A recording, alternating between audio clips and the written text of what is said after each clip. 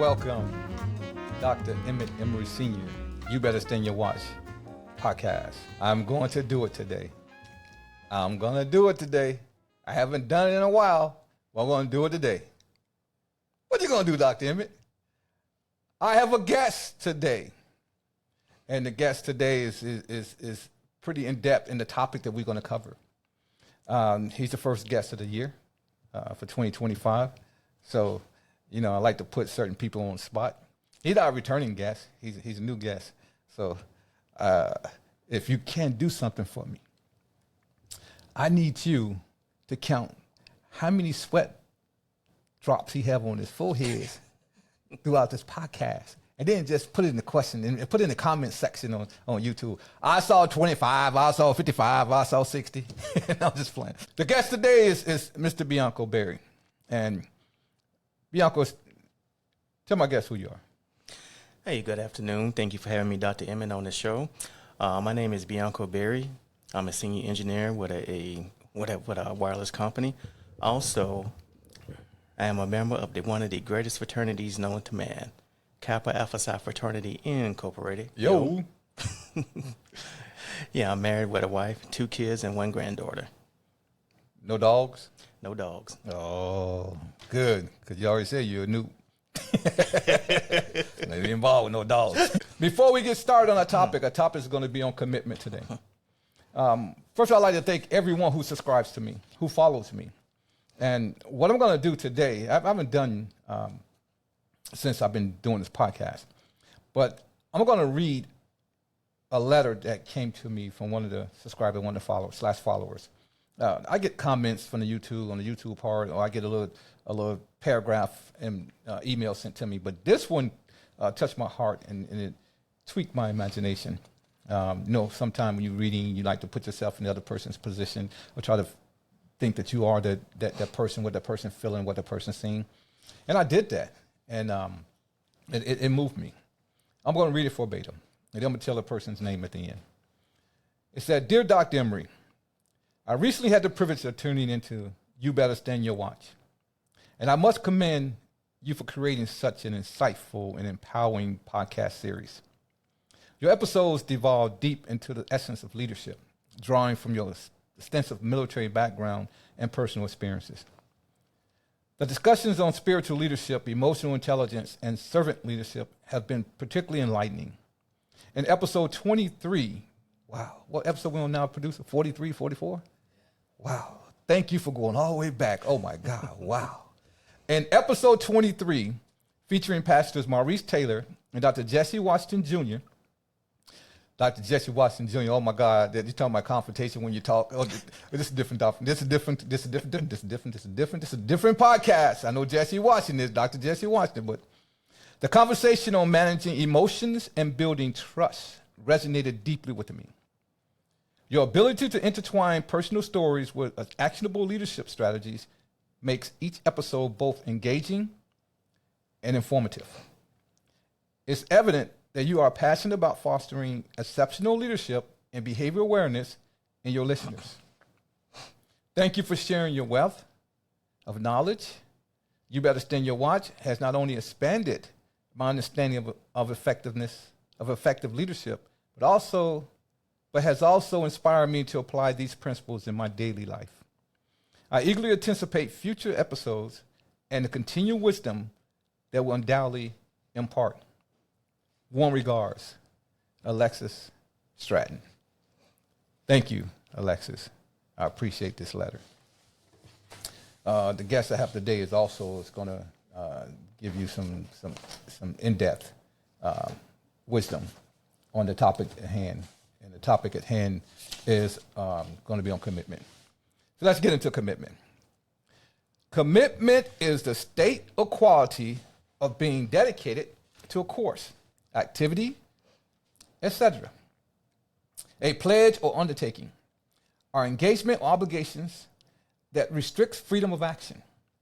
Commitment to work or work commitment is defined as the level of enthusiasm an employee has toward his or her task assigned at a workplace. It is the feeling of responsibility that a person has toward the goals, mission, and vision of the organization he or she associated with. The reason I'm giving you the definition of work commitment because we're going to talk about work commitment and work first. A little bit of statistical data. Globally, 23% of employees are engaged at work, which is a high record, 23% engagement from employees. However, the majority of employees, 59%, are quietly quitting or doing bare minimum. 59% for various reasons. And if Dr. Berry want to tune in on that, I call him a doctor. I just advanced. You get me confused with the other Dr. Berry. Yeah, it's a Dr. Berry on my line that plays with me for the fraternity, Kappa Alpha Psi as well. And we go back and forth to historical data.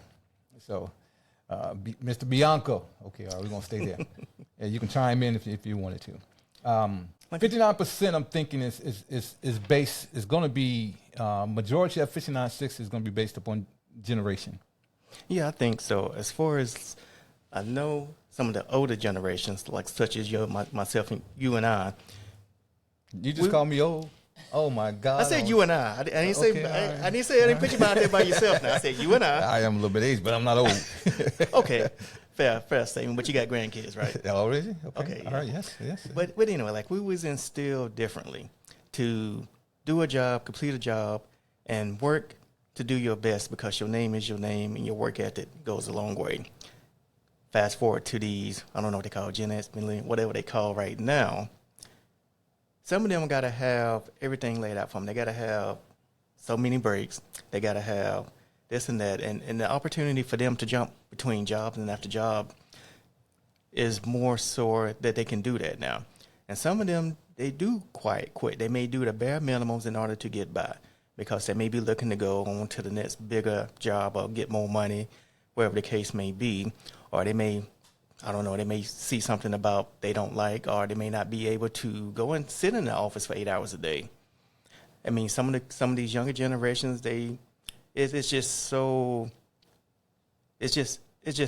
not becoming of them to have that work ethic instilled in them at such a young age. See, but we have a tendency, the millennials and the baby boomers and the generation after the baby boomers have a tendency to blame the ethics, whether it be work or personal ethics, on the younger generation, and we have a tendency to forget that the parents play a 98% part in that, raising that child. And some ways, sometimes the way you raise that child, it intertwines with that child's basic concept of life. Now, if you're raising that child and you don't put any demands or put any disciplinary actions on them and things of that nature, well, they're going to be like a daisy. If you raise them too strong and you're too much of a strong arm and you're disciplinarian and they stuck into that society where, okay, you can't yell at me, well, they're not going to be bothered with people. Mm-hmm. So we have to find a way from the behavioral therapy part to communicate with that society. And as we get more into this commitment, you and I start talking, we'll see a little bit of how we can commit to that generation. Reasons for good engagement include focusing on work one enjoys, work-life balance, remote work, and being a good manager. Now I'm gonna ask you a few questions and I'm gonna bring a few things forward. And I need you to respond on it. Okay. We're gonna talk about how to improve commitment to work. First thing is build a strong team. I'm gonna tell you what I mean by build a strong team.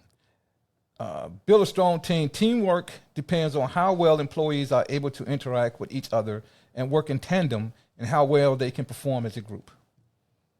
I agree with that statement because you got to have a good team. You got to have strong leadership for one.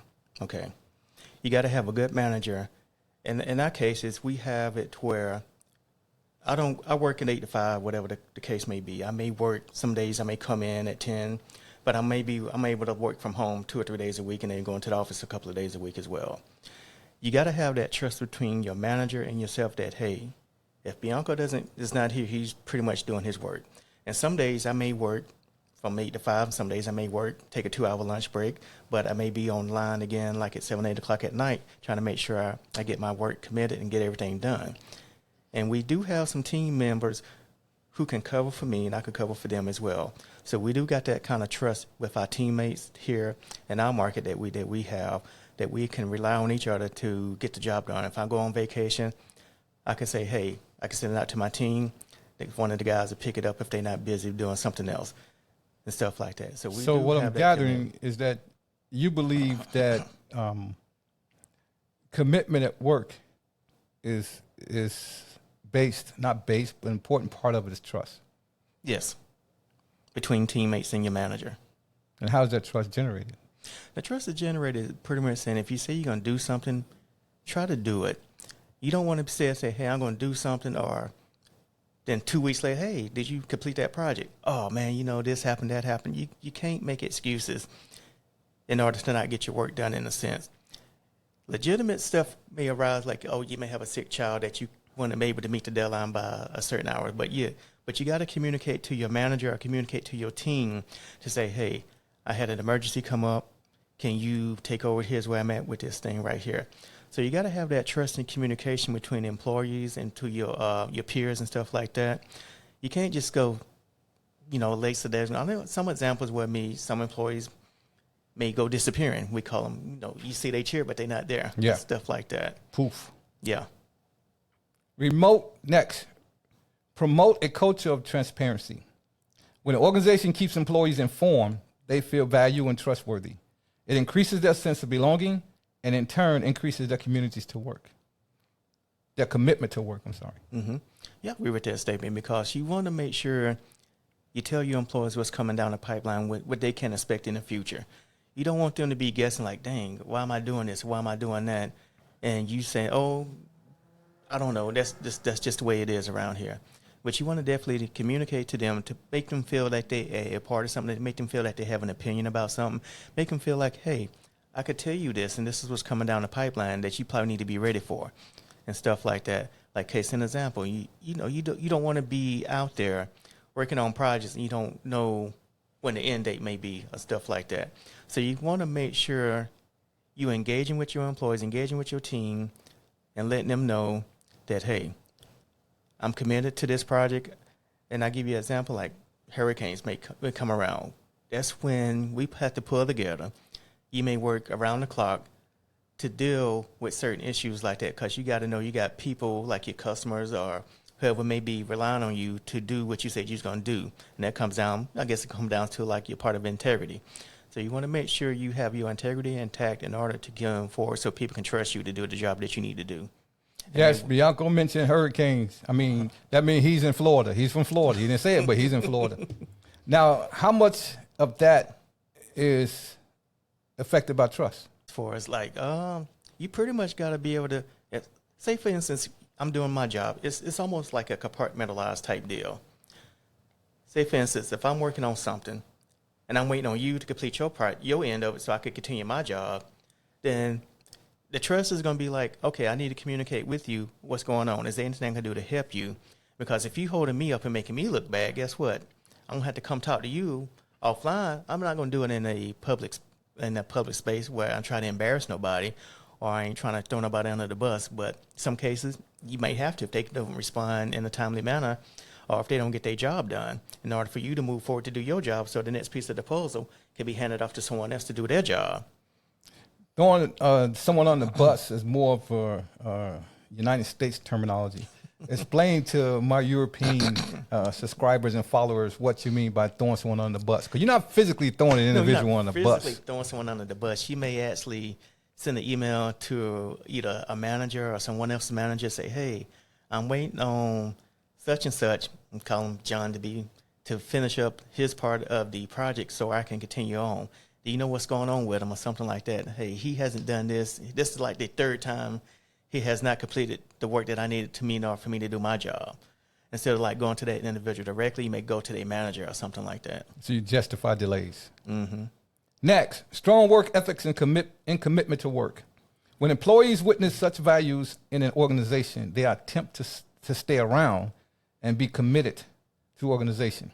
And I think that's a very important thing for a company, because retention in certain organizations, certain corporations is so bad.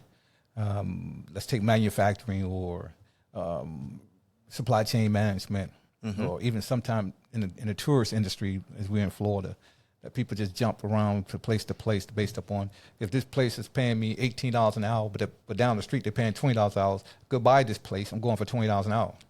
And then 3 months later, you find out the place that you left is now paying $25 an hour, so you're going to leave that place that you're at now and say, hey, welcome me back, I had a good relationship with you. So it's going to be based upon those sort of variables. What do you think? I think it's almost correct, because what I had to learn coming up in the industry is that the grass may not always be greener on the other side. When you can't go around just chasing the dollars all the time. You got to look at the benefits. You got to look at the 401k. You got to look at the management structure. You got to look at things, several options that may weigh into it. If you go just chasing the money, you're going to be job hopping, for the rest of your life. Now, for the ones whose mind wander, he's talking about money and business. He's not talking about relationships and individuals.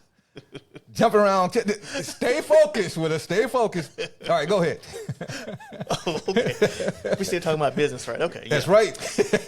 Yeah, as far as business, if you just jumping around from job to job to job, like I said, the grass may not always be greener on the other side. So you chasing something, you're not happy in that current role that you are in, that you got to jump from job to job. I mean, some people, every 2 or 3 years, they may change up jobs. I don't know. That's something that drives them to see. In a sense, they could go see what their self-value is worth. But then again, when you do that, depends on how you negotiate your contract, whatever you negotiate with. If you do stay on the jobs and you stay retained, every 4 or 5 years, they give you like another week of vacation and stuff like that too. And plus, you're going from job A to job B, you may get $2 more an hour, but the benefits may be crap.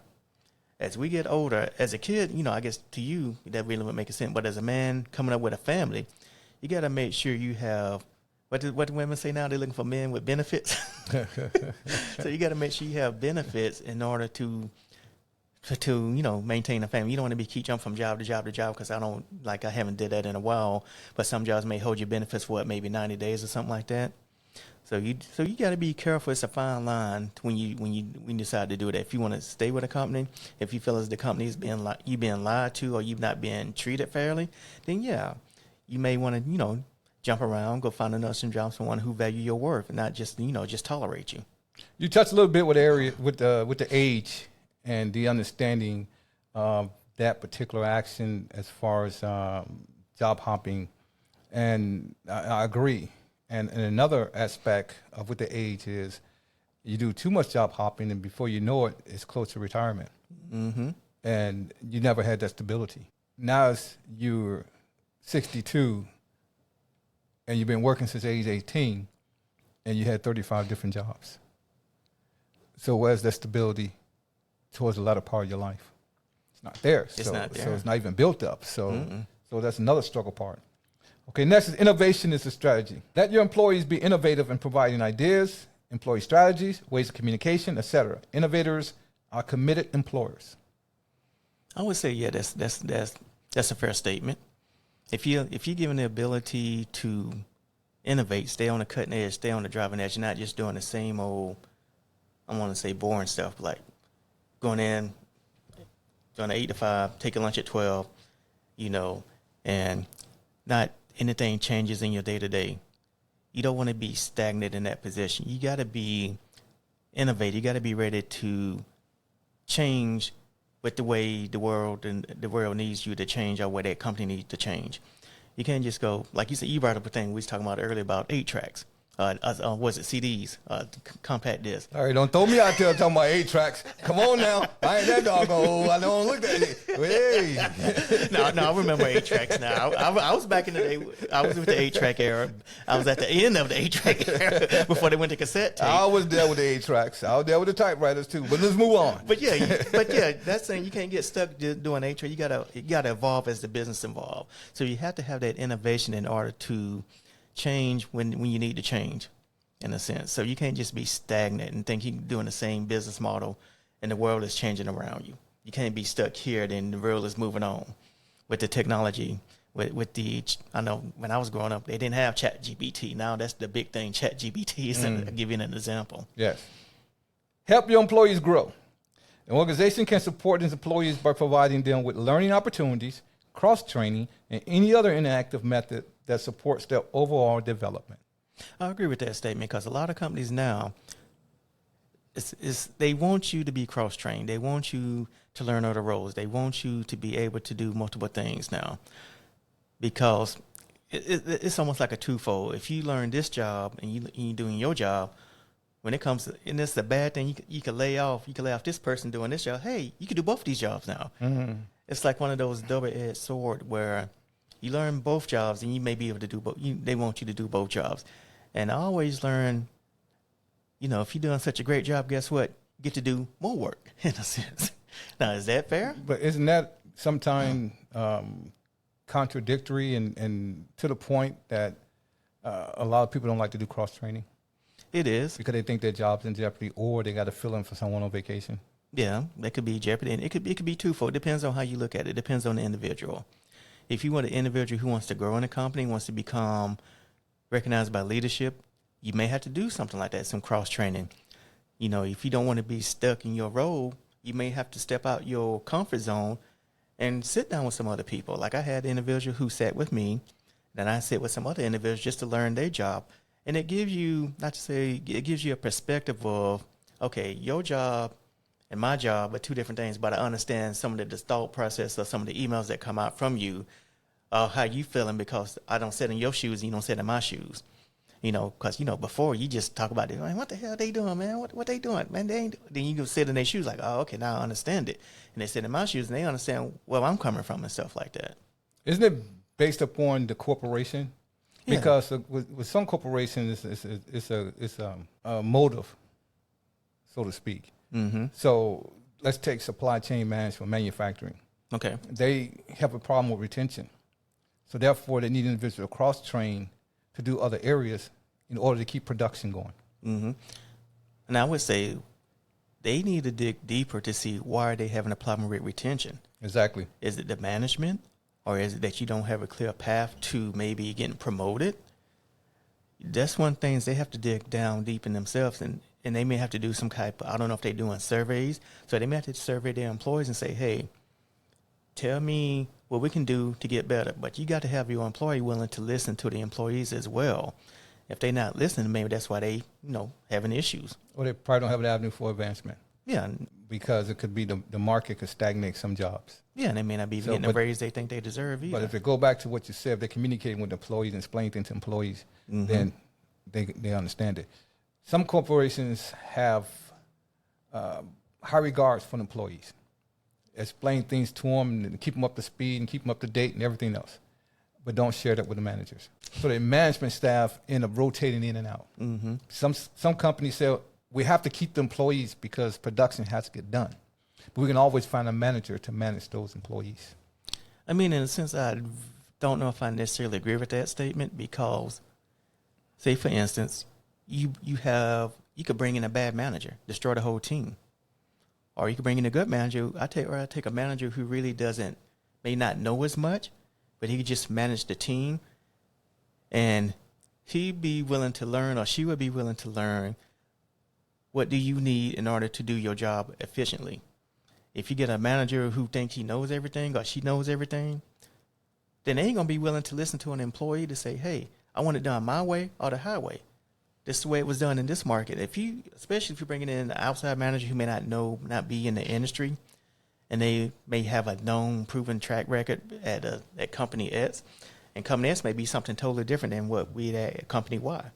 And that could really, you definitely need that manager to have that understanding of what is needed from the employees, and the employees need to be able to trust the manager to know that she is not going to, throw them under the bus to save his or her neck, in a sense. So I don't really think switching in managers all the time is necessarily a good thing, especially if they don't know their employees. They may not even want to get the time to take the time to know their employees. Mm-hmm. And I think that's important. Exactly. Now, a lot of individuals don't know the difference between employee engagement, and employee commitment. Employee commitment refers to an employee's dedication to completing a specific task effectively and efficiently. You agree? I agree with that. Employee engagement is the level of involvement of an employee in conducting company operations. Yeah, I agree with that. Now, keep in mind, we both are brothers of the same fraternity. That's not why he agreed to a lot of this stuff I'm saying. And remember, he did disagree with one thing. So I'm just saying that he's not agreeing to everything. Next, statistics on commitment to parents to their kids. A good majority of young adults say their relationship with their parents is excellent or very good. That's a good majority. And it's good to have communication with your kids. And that much communication with the kids come out and say it. Not the parents saying, I got a good relationship to my kids. But it's important when the kids say, I have a good relationship with my parents. I have a good relationship with mom. I have a good relationship with dad. I have a good relationship with both parents. 31% of young adults turn to their parents for advice on various topics. That means a lot of young adults don't listen to their parents. 60-something% doesn't listen to their parents until they get in a situation where they feel they have to. Other than that, they won't listen to their parents. I was talking to my son, and he was so upset. He said, I'm talking to my child. I'm not going to tell you which kid, then you know what I'm talking about. He said, I'm talking to my child, and then I tell my child exactly what needs to be done. And not even listen to me. And then Ketchup came up and started saying the same thing to my child. And my child listened to Ketchup. I said, woo, woo, woo, woo, woo, woo, woo. He said, what the hell you doing, Dad? I said, we rewinding back to when you were young. You didn't listen to nothing I said. When Ketchup came up, you listened to what Ketchup said. He said, I'm not talking to you no more. Most young adults turn to their parents for advice on various topics. I would say this generation, if you agree or not, this generation do ask a lot of questions. And some do and some don't. It depends on the individual. It depends on the relationship you have with that child. My kids, I talked all the time because I was pastoring at the time, and I had a lot of energy to talk. So I talk all the time, and from the visit to the hospital, the visit to the prison, the message across the congregation, to Bible studies on Wednesday, to teachers' teachings, elders' meetings, deacon meetings. See, I talked so much that I couldn't shut up. I shut up when I retired from the ministry. I said from the ministry as far as the church, because once a pastor, always a pastor. So when I talk to them, they ask as if they weren't listening. But later in life, as I got older, they began to bring up things that I talked about. And it started getting more detail to it. And it usually happens around age 27, 28 and older. Because my youngest daughter, we didn't really talk that much about life. We talked a lot about sports because she was into sports. She played professional, played overseas. She turned 27, and all of a sudden, we slowly started talking about other things. My son, we talk about everything. Right. My oldest daughter, she do more talking than I do, but we still talk about everything. So I don't know how you are with your kids, but when they get a certain age, yeah, they do. They actually do come to the parents for advice. There are differences by race and ethnicity, and the importance parents place on their children graduating from college. I don't think that's prevalent anymore. College was a big thing. You had to go to college. Yeah, you had to go to college. Had to be before your college. Now it's not a big thing now because the kids can get an associate degree or two-year college degree out of high school. Yeah, you get that out of high school. And college is so expensive now. You're not really getting the jobs that you can get from college. No, because you in debt, man. Yeah, you in debt. But back then they had technical colleges. They had that. I want to say they had that in high school. Growing up, you could learn a trade while in high school. Yes. I wish they would bring that back for somebody. Like college is not for everyone. I know that. My son didn't go. My daughter is, and they need to bring back a trade, learn like plumbing or basic home economics or what is exploratory arts, something to where it could be like an elective for these kids to take. I mean, being welding or something with AC or something like that. A friend of mine's, well, Chicago still have vocational they do? schools. Okay. High schools, some of them. But the majority is technical. And then they switch over, they still call them vocational, but they're still doing technical stuff. Back in Chicago, we have vocational school where you learn a trade. Yeah. I was in when I was at Westhouse High School before I transferred with the Dunbar Vocational, I was electrician, taking electricity classes with the welding rods and everything else. And I went to a different high school, vocational school, and I became a automotive mechanic. Right. So you can do those things. And I spoke on one of my podcasts that the junior year, they had a program in place which you actually work with a company to get that experience. And then at the end of the senior year, you make the determination if you want to continue to work with that company, the company want to bring you on, or you can go off to college. Back then, college was a big thing for me when I was coming up. Right. And the big thing for athletes at that time for college was not the major college, because a lot of the kids didn't have the grades. I didn't have the grades. I went to junior college first. The junior colleges was the place to be. It was like the next step from high school. A lot of the top basketball players went from junior college, then went to a 4-year school and came from the 4-year school. And the best colleges was in Kansas at the time and Texas. Okay. So I'm not going to name the school. I'm going to name. I'm proud of my junior college. Allen County Community College in Iola, Kansas. It's somewhere on that map. Look for it. Men are most likely than women to believe that two parents are more effective at raising children. You say two parents are more effective than raising? I would say so, because, I mean, yeah, if the kids are really good, they try to play parents against each other. But anyway, that's who you got to communicate with your spouse.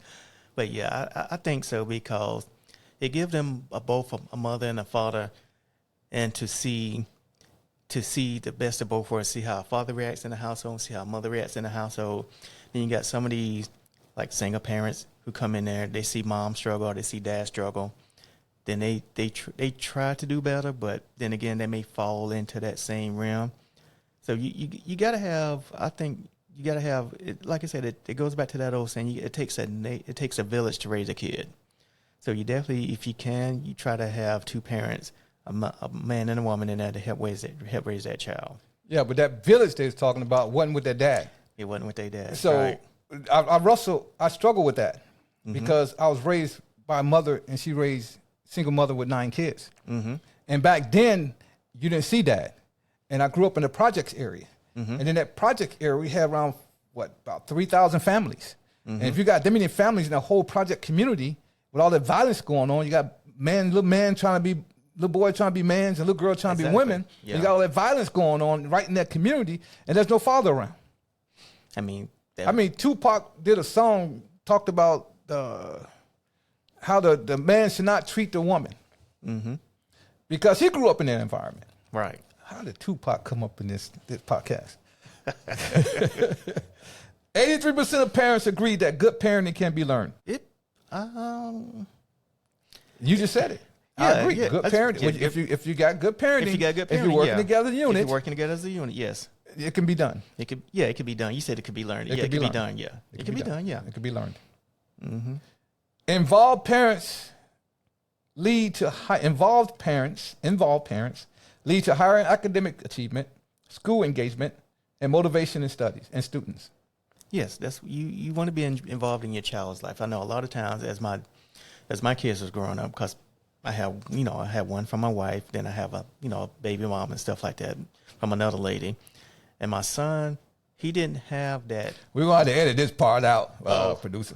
Okay. No, we're not. We keep it in. No. What I'm trying to get to my point is, because my son, I think it was a struggle for him at times, because he's going between me and my wife's household, then he goes back to his mom, to that household. And coming to my house, we had rules in place, we had structure in place. We had that where you cannot do what you want. When I say goes, in a sense, he go over there, it's almost like, not say a free fall. It wasn't. I was more disciplined over here than when he goes to that house. It was disciplined, but it wasn't as disciplined as at my house. And that way, a child could kind of, I wouldn't say, he could probably get lost in the shuffle, get confused a little bit with certain things like that. He may see, well, over here I could do this, this, and this.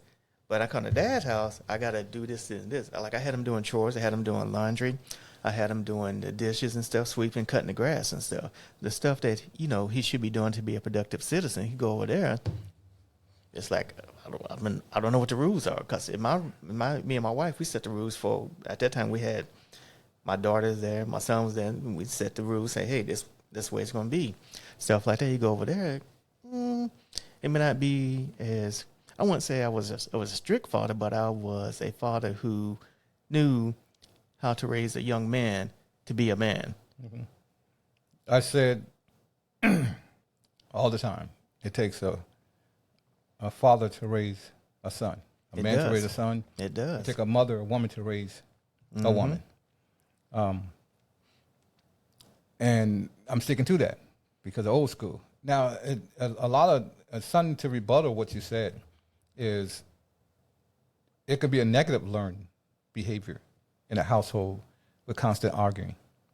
It can be. Constant bickering. It can be. A lot of what you said could be based on the way an individual was raised. You could have been raised disciplined. You could have been raised in order. You could have been raised in the fashion that you was. And the other individual could have been raised with no interaction, no communication. Why do I say that? Because, like I said, I was raised with a single mother with 9 kids, and I was the 7th child. And I was raised differently. I was raised with my grandparents who believed in, beating you behind. See, my mom believed in whooping you behind, but I didn't see her because she's working 3 jobs. Mm-hmm. So the disciplinary was there, but that's when it come in to take a village to raise a family. Exactly. Because if I did something down the street, Miss Joanne whooped me, and then Miss Vivian see me walking down, and Miss Joanne yelling from her porch what I did, or from the door what I did, then Miss Vivian whooped me on the way to my house. Right. And then it get to mom, and if mom didn't work three drives that day, only 2, then I'm getting it then. Mm-hmm. If she tired, I'm not gonna get it. So I had to pick the time when I clowned. So you know how to manipulate the system. Oh yes, at a young age. Now, teach kids about commitment. I'm gonna say it because you got a little bit into the chore part. Okay. I want you to comment. Get them involved in daily household chores. Mm-hmm. I agree with that because we did with our kids, and I had my son when he came in. You want to do certain privilege. You want to have watch TV. You want to do this. You want to go out. You want to, like I said, we do that. I want the grass cut. When you come in, I'm trying to teach him how to do that. So if he does one day get his own house, he know how to take care of a lawn and stuff like that. I mean, for his dad, he was doing dishes as well, teaching him how to do laundry. Just little things. Both of my kids did that. Even my daughter, she tried to get out there and cut the grass a few times. It was more like a fun time for her than an actual chore because she was a young age. Now it's like, whatever. Mm-hmm. Let me hire somebody to do it. I know, right?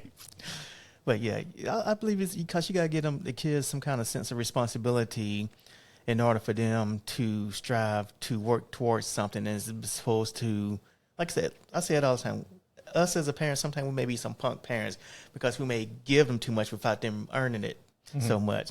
And I'm guilty of that at times too, so then I have to watch myself, especially with my daughter, I think. Well, you got to have a balance of give and take. You got to have a balance of give and take, yeah. Now, as I can recall as a drill sergeant in the Navy, they call them RDCs in the Navy. But to translate it to the other branches of service, they're drill sergeants. Mm-hmm. And I can tell, and I had 94 recruits I was training to turn them into sailors. And I can tell which one had household chores or not. Because the ones that had household chores, you can see the way they clean up the compartment. Mm-hmm. The ones that didn't, you see how they stand around and look. We see some, it's like, and that's why I couldn't have roommates. I'm like, dude, I mean, I ain't the cleanest person, but no, go on, at least pick up your clothes off the floor. Ooh, college, oh my God. Oh my goodness, boy. I mean, you got that roommate that was clothes all over the place, and your side looked clean. They had no, that goes back, you had no home training. I was at West Mill University. I got that type of roommate. And the roommate came back and all his stuff on the other side of the door. And he wasn't going in that room. He had to keep it. He wasn't coming in because he saw all this stuff on it. He wasn't going to try me. So so after that dude's cleaned up every time. I mean, he's on the baseball team. Back then, you know how baseball players was. They come in, change up. That's a different topic. I mean, you got to have that where you want, like I told my daughter, you don't want to be that roommate where you don't want that roommate with you who's messy all the time, who's always leaves stuff laying around, who always has trash, don't take trash out and stuff like that. you gotta have those skills set when you, especially when you go off to college, because they will talk about you. They will talk about you. And nobody want to come into your room either. Exactly. Then they get to talk about you. How come you in everybody else's room? Nobody come in yours. Mm-hmm. You gotta let them know. Come on in here. They turn around and leave back out. Next, have them take care of a pet. I didn't have no pets. Well, I take that back. We had a fish, a couple of fishes, and my daughter's responsibility was supposed to feed them. And this when she was, I think this before she turned, maybe before she was a teenager. She, you know, you see the kids, they like the fish, you go pick out the fish and take care of the fish. You got to remember to feed the fish and all that stuff. So I think that's what she did do. And that may have taught her some responsibility. Then after that, it's like, I don't want to do this no more. You ever been around someone whose pet bring you a pet? Whose pet bring you a pet? Yeah. I don't think so. We stayed, when I was younger, we stayed in the projects, like Okay. I said. And then we moved from the projects to low-income housing, low-income condemned buildings. Mm-hmm. And in condemned buildings, you got them big old rats running around. I mean, we had the rats. They used to come in from underneath the stove, underneath the sink, jump on we put a little gate so they couldn't come running in. They used to get up top of the refrigerator and jump over into the room. So you was playing rats and roaches instead of cowboys and Indians. Well, we had the roaches too. I mean, they just get into the bread, just knock them off, and so we had to get cats. My mom had cats, Okay. so she had 7 cats. Wow. We need that many cats. All them rats running around, boy. The building was condemned, like I told you. So the cats were so thankful to her. Mm-hmm. They used to bring her, all 7 used to bring her reward. Know what they brought her? What they brought her? The head of the rat. Okay. They would eat the rat, bring the head, and lay it right by her feet. Dang. She wasn't scared to see the head She of said it? the same thing you just said. And guess the next thing she said? What's that? Because she had, these are ones that were still in the household. Mm-hmm. It was my younger sister, my younger brother, me, my sister, and my other brother. Right. So guess who had to get the rat head out? You. Exactly, because the other 2 wasn't, and the other 2 would leave. I closed my eyes, and one time I closed my eyes and grabbed the rat, and I grabbed her feet. And I never do that again. That didn't feel too good. Let's move on. Work together on a big home project. Let me see. It was a time where me and my daughter, I think my son, when I get him on the weekends, and my wife, we did a project where we painted inside the house. We painted my daughter's room. Then, you know, I had my son, if you want to change your room color, we do that and stuff like that. Just little things like that. Or we may put up shelf, and my daughter, she would like to get in there with a drill and do stuff and hit with a hammer and stuff like that when she was younger. So we did little things like that. And we all may go outside and do yard work or something. Well, if I'm cutting the grass or he's cutting the grass, I may edging up. They may be in the flower bed doing some things like that. So yeah, we do family stuff. We try to do that, and we do vacations and stuff like that. It's family stuff. It's fun projects. Were you raised in the South? I was. Okay, because it sounds like you ain't no city, because No. they ain't got no grass. Not in the city, boy. Not in the city. You got no. all that pavement, I know. and they got a little change around called them fence. Oh my God! The old days, boy, they tore all the projects down. I can't take my kids to go see them now because they tore them down in Chicago. Oh man, you have pictures back in the day, black and white, right? Oh yeah, they black and white. I mean, they fade. They get 3 dimensions. I know, That's right? a new dimension. That's the whole 3 dimensions. That's when you had an afro, right? Oh, whoo. Had them. Give me. Let's move on. I know, right? Play difficult board games or put puzzles together. We did a few things like with putting puzzles together. We played Scramble a few times with the kids to expand their vocabulary. Monopoly was a little bit can make or break you, because my daughter wanted all the money, my son wanted all the money. Then when we bankrupted them, because that's teaching them to understand. Tell me, you see something, you just can't go buy stuff like that. It's a strategy behind this Monopoly thing. It wasn't no strategy when I played. It was a straight up, we finna whoop y'all butt right now. Y'all been getting rid of all that mess. We let them get money and everything else, and they be crying. I'm taking all their money. My ex-wife taking all their money. They sitting there crying. That's when we play like Monopoly over the course of 2 or 3 days. No, we took all their money then. So what I was doing, I was changing house rule. That is not the rule. Don't read the rule. There's a house rules right here. I know, right? This is a house dog, go. So my son do the same thing. His kids. They be crying, Daddy be cheating. He said, oh, no. He said, you can't change rules. Those house rules. I said, that boy learned. Hey, that's how my kid used to do it. When we playing Uno, this something they be making rules up as we go. Oh, you can do this. I'm like, what the? Huh? What? Yeah. Or spades. Spades. No, you get cut in spades at my house. No, I taught my kids play spades just to whoop their butt. Mm-hmm. Oh, you play deuces wild or what? Everything was wild. Everything wild? Okay. I mean, aces was high. Ace high. Now we play deuces. We play joker, deuce, then aces. And the deuce of diamond was wild Deuce of too. diamond, deuce of spade, yeah. From the South, huh? Y'all got a little bit of knowledge. Yeah, we played Pacino and stuff like that. You know, No, we we didn't know about ain't play no Pacino. damn You didn't know about Pacino. no No, we Pacino. played Bid Whiz. That's what I got to learn to play. That's why you sitting there eating that fried fish. Had that fish fried, playing spades, playing Biz Whiz. Hey, Boy. would you have bread and mustard ready? Oh no, that's that sweet cornbread. Oh, sweet cornbread? Woo. Can you make that? Oh no. Okay. I can buy it though. I mean, that's when you sitting there, you playing all of a sudden, I know, you stop right? and you, that was a bone right there. Cause they using that buffalo fish and that catfish, all them bones up in there, boy. I heard I don't that. think they make buffalo fish anymore. I never heard of buffalo fish. Let me stop telling my age. Let me move on. Okay. Last one. Encourage patience with siblings and or those who may be different. You talking about current parachute with siblings and those who may be different? Yeah. Yeah, I mean, yeah, like I teach my kids, as far as like someone different, maybe having like a Down syndrome or something on that effect, or different culture. a different culture. Yeah, you got different to race. Respect. You know, those different cultures. You got to respect each other as people, and I think that's some of the values that are, I say, leaving us right now. Because is it leaving us, or we just not focusing on them? Well, it could be a combination of both. Not focusing on, not instilling it no more. And I think that's what we need to do. I mean, if you look at innocent kids, I'm not going to that way. But if you look at innocent kids, no matter what background they are, they're not taught to hate each other. They play around like ain't nothing else, like ain't nothing. You know, they just stick around playing around with each other, having a good time, laughing and giggling and going one on whatsoever.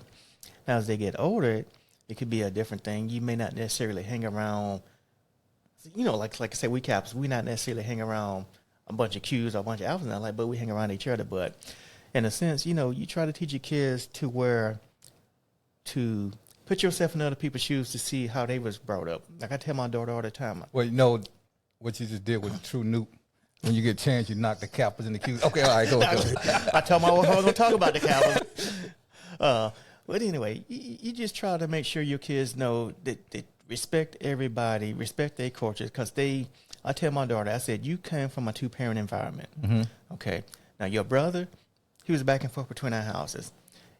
I didn't say you had it rough. You might not have had a little bit better than some, but you see some of your teammates that you play, who you go to school with, they may have come from a single-parent environment. And I want to tell you, you have a lot more options because of who we are, that may put you on a level playing field with the others. Okay. Then you have some kids who may not. I take a case for example. During the high school year, senior year, we are meeting with the counselors. We are talking with the counselors. We're trying to get information from the counselors, trying to get scholarships and stuff like that. Other kids, parents may not have that relationship with the counselors, and their students may not know, I need to go to the counselor to get, letters of recommendation or to get community service hours and stuff like that in order to apply for certain scholarships. So by having both parents involved, we taught her, you got to look at this. You are a little bit more fortunate than others. Okay. Look at some of your friends that you are hanging around. What do they have? Can they come to our house and they see, we got a nice house in an okay neighborhood and stuff like that. I mean, we worked hard to provide that for you, to put a roof over your head, to give you a better life than what we had. And I think we are doing that with her. And my son, on the other hand, I think me and him goes back to one of your questions, that me and him talk a little bit more since he has a daughter now. So he understands dealing with someone who you're not with, dealing with the mom when it comes to your child. And I was like looking at him like, now you see what I was talking about. You can't really say, you don't want to like, oh yeah, now you got it. No, you just are like, okay, I understand now. Really? She doesn't understand what you're going through? Okay, really? So it's funny seeing my son, raise his child. He's an excellent father. He does a good job with his daughter. And I'm happy to see her whenever he brings her over here and we go see her. So yeah, he's done an excellent job with her, but he's understanding my position, my role when I was a father and what I had to deal with, that I necessarily didn't let him see what was happening between me and his mom at times. Good. Now we're finna jump to marriage. Gotcha. Statistical data on commitment to marriage. We made it past 7 years.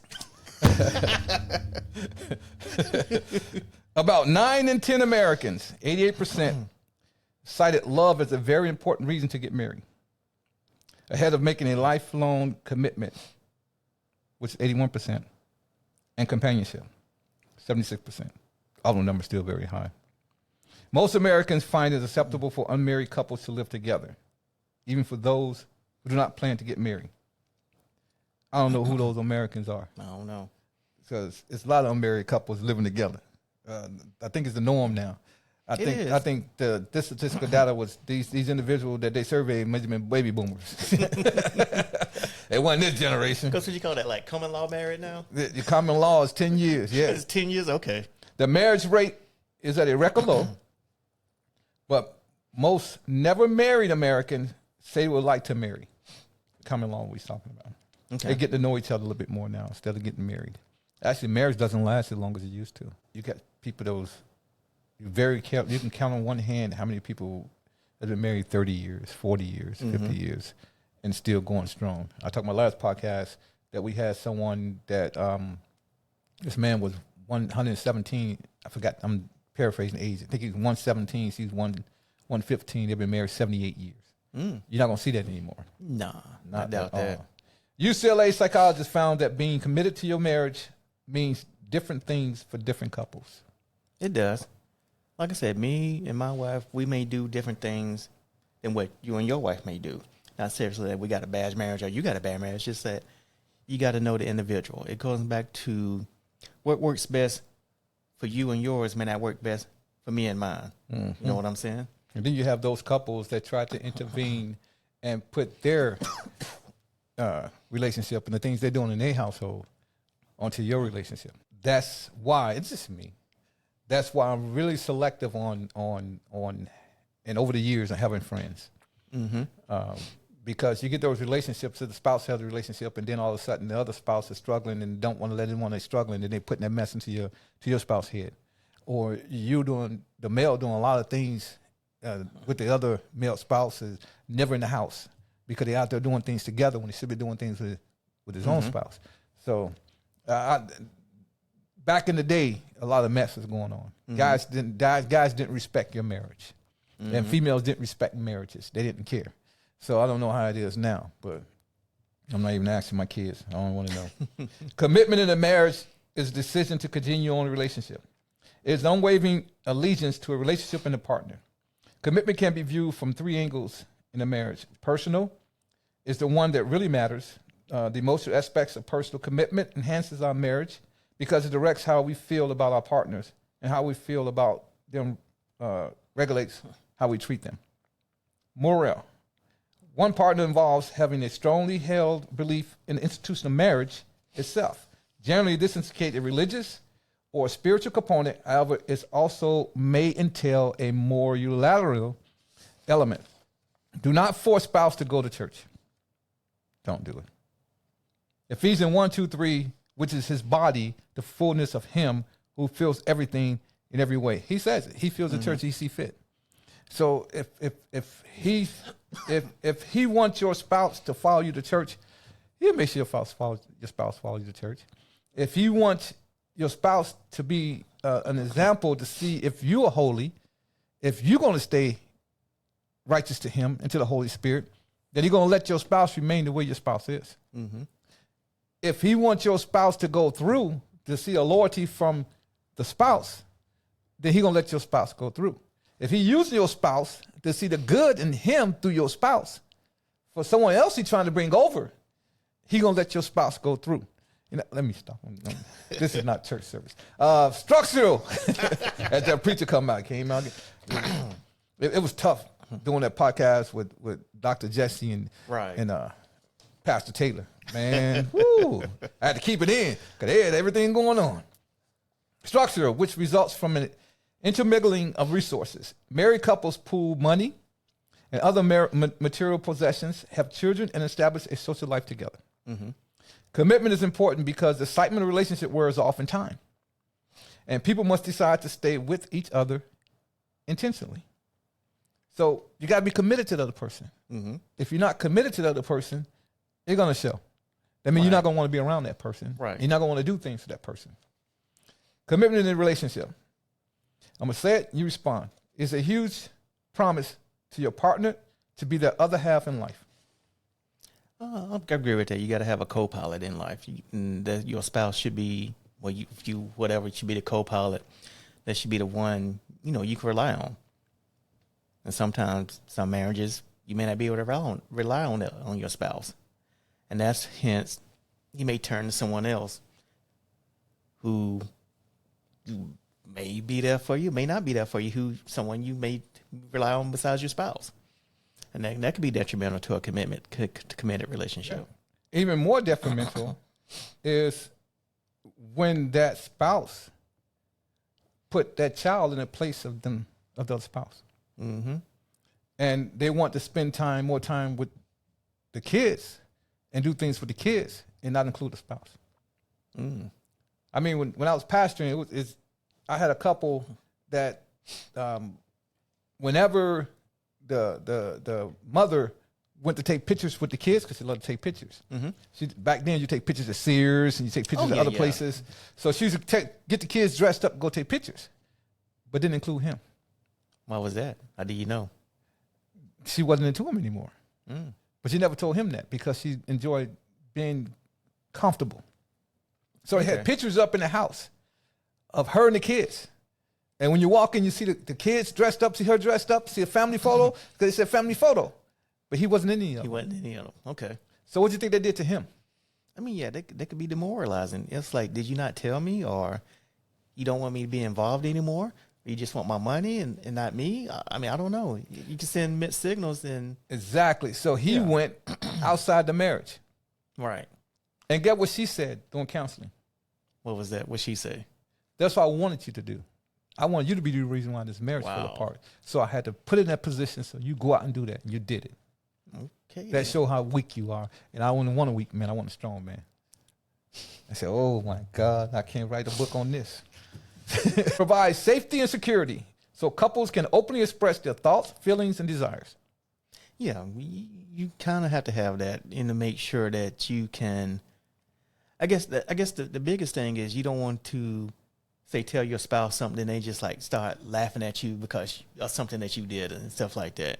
You don't not take you seriously? Not take you seriously in a sense, yeah. It's needed in all kinds of relationships, but it's romantic relationship that requires more commitment than friendship. See, okay. See, a lot of people don't understand the difference. Yeah, it is. And they wonder why it takes a woman so much to be stimulated. Mm-hmm. Well, it don't take men that long. No, it does not. Not See, at all. You can just stroke a man on the neck or blow on the back of his head, and he's ready to go. Mm-hmm. But a woman has to be stimulated. Yeah, that's what it comes down. You got to and the make stimulation is usually romantic. With their mind and getting inside in touch with their feelings and stuff like that. I said there's one time I feel that a man should show his feminine side, and that's the one time. Mm-hmm. Show his feminine side to his spouse through the romantic part. Mm-hmm. I mean, a man can be very creative when he's romantic. Right. He can have roses. He can cook a dinner. He can do, but that's the feminine side. Mm-hmm. But a lot of times, men don't bring forth that feminine side because the dominant male stays out there, and sometimes women don't encourage that feminine side to come out. But then you got the ones that doing a lot of things for their spouse. Right. That it should be no problem bringing that feminine part out. What's the feminine part? Hold on, go back to the feminine part. Feminine part is you're cooking for your spouse. You might rub your spouse's feet. You're sitting there talking to your spouse. Okay. And you spending time with it. I don't know if that's the feminine part, but okay. The male part is I'm watching the ball game. Mm-hmm. I'm spending time with the son. Okay.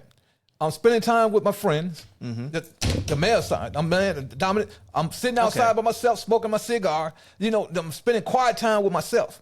Okay. That's the male side. Okay. The feminine side means you gotta be relaxed a little bit more. You gotta let the feminine side. I'm not talking about the feminine side. Oh, okay. I get what you now. I'm with because you now. you have to control the feminine side within that male. Some male feminine side, they cry all the time. They cry when they see sad movies. They cry when they hear sad situations. They want a man with sensitivity, right? You rap chap ass. Moving on. Means paying attention to how you interact with each other. You're in the personal process and the process in negotiating issues. Interacting with the spouse? Yes. With my spouse? Yeah. You kind of do because, you got to guard your words. Actions matter. You have to pay attention to your spouse. Yes. You have to make sure, like I said, like this, if you want to be treated as a king, you got to treat her as a queen. Exactly. You know, you can't be one-sided all the time. You got to, it's a relationship. It's a give and take. You know, some days. What's the most important thing you got to do? A lot of guys they do it, but they don't realize they're doing it. Oh, number one, she told me don't forget her birthday. No, I ain't said forget. I said do. Oh, you got to negotiate. Yeah, you do. Everything you do is negotiation. It is. Even if you said, "Can you wash the dishes?" Mm-hmm. You're gonna negotiate. Well, when this game go off, I wash the dishes. Yeah, you're gonna say something like that. So you gotta learn how to negotiate. Right. And I think one of my things I know I'm guilty of it as well is when she asked me, "Hey, can you take care of this?" It may be a week later, maybe 6 weeks later. Damn, I ain't waiting that long. She ain't let me wait that long. My wife is Hispanic. Well, if I wait too long, she get the. I know this be like. And I don't understand the hell she's saying, but she said it real fast, and she looking at me. I know she ain't too happy with me. Yeah. Can be strengthening by planning and trying to commit, and by having commitment in the day-to-day tasks of marriage.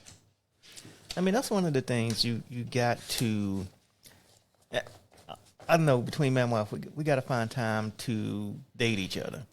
And what I mean by that is, you know, it could be going out to dinner, it could be going walks in the park, it could be going to the movies, it could be just going like just a simple getaway weekend or something like that. You kind of find that time to, you know, to spend with each other. It may be, you know, doing outdoor activities. I don't know. Whatever, you know, you and your partner, you and your spouse can do, you got to make sure you find that time to recommit to each other. At least maybe like, hey, every Thursday we're going to go do this or do something, you know. So don't just get, you know, sometimes most men are guilty of getting too complacent in their relationship. Yes. And they may not necessarily do the things that they were doing in the beginning. So you just got to make sure you find time to recommit to your spouse and vice versa. She may be doing things, she may be cooking in the beginning, and, you know, right now she may not be. I don't know.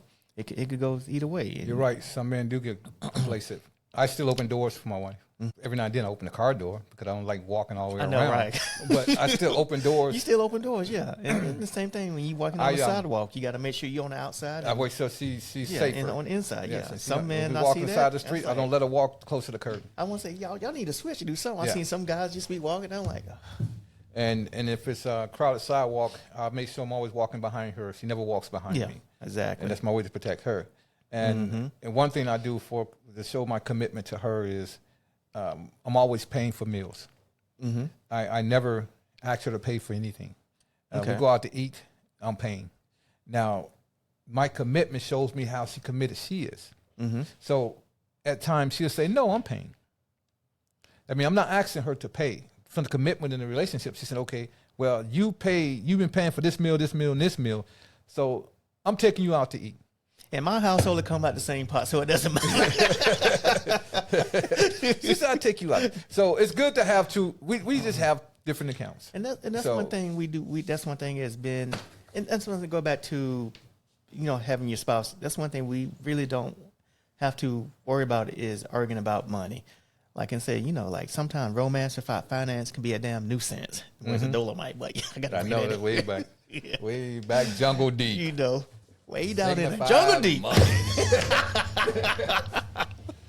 I want to thank you guys for tuning in. I'd like to thank Mr. Bianco for coming. Any closing remarks to my audience? I just want to say I think this is a good show. What you're doing, keep doing what you're doing, my brother. We really appreciate you. I like these podcasts. This is my first one, so I thank you for having me on here, sir. Yes. Yes. And thank you all for tuning in. If I get more letters like the one that Alexis sent, and thank you, Alexis, for that letter, I'm gonna start reading them. So you're welcome to send it. And yes, he sent it to my email address. I think my producer got my email address on there on a podcast. So feel free to send me an invitation, anything like that. And also, as the subscribers or followers that have sent me the email to do speaking engagements, I'm still checking my schedule before I get back to you on that as well. The ones that's overseas, they're going to cost money, so I don't know. I know the email said you're going to pay for everything, but it's still going to cost time. So you need an assistant for that, let me know. Yeah, I got a producer. He's going to go with it. So thank you. I appreciate you. Until we meet again. Subscribe to me. And thank you. And goodbye.